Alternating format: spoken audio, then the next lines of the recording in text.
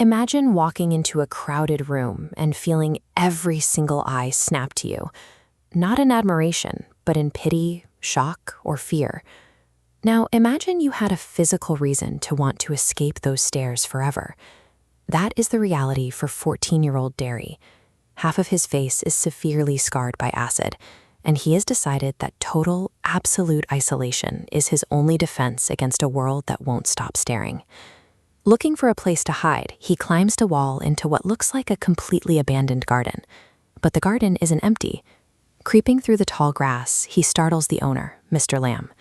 Instead of gasping or offering suffocating pity, Mr. Lamb barely reacts, casually warning him not to trip over the hidden crab apples. That single, entirely ordinary moment of non-judgment shatters Derry's expectations. It forces him to pause, and in that pause, the real story begins. They spend the afternoon talking. They discuss making jelly from crab apples, why we call one plant a weed and another a flower, and eventually their shared reality of being physical outsiders. When it is time for Derry to go home, he does something out of character. He promises to come back. The thick walls he built around himself are starting to crack. At home, the outside world pushes back. Derry's mother explicitly forbids him from returning, repeating the fearful societal prejudice that drove Derry into hiding in the first place. But Derry refuses to stay locked in his room. He makes his choice, sprinting all the way back to the garden. He arrives just in time to hear a crash. Mr. Lamb has fallen from his ladder while picking apples, lying silent in the grass. Derry realizes his return might be too late. The plot ends in apparent tragedy, but the narrative weight lies in Derry's psychological rebirth, a shift that requires a closer look at who these characters represent. Derry's entire personality is built on absolute cynicism and defensive insecurity. Looking at this psychological map, we can see that Derry lives under a massive, suffocating belief generated by his scar, the absolute conviction that he is a devil and inherently unlovable. Because he hates himself, he projects that hatred onto everyone else. He assumes anyone looking at him feels disgust, so he aggressively pushes them away before they even get the chance to speak. The acid burned his face, but his true affliction is this profound, self-imposed emotional isolation. Mr. Lamb is his mirror opposite. He lost a leg in a war years ago and walks with a tin prosthetic.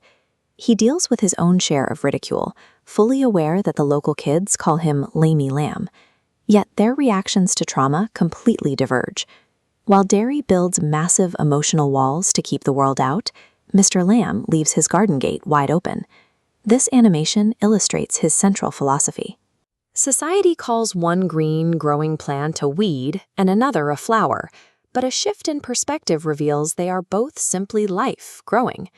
Their relationship represents a philosophical clash between paralyzing fear and radical, liberating acceptance.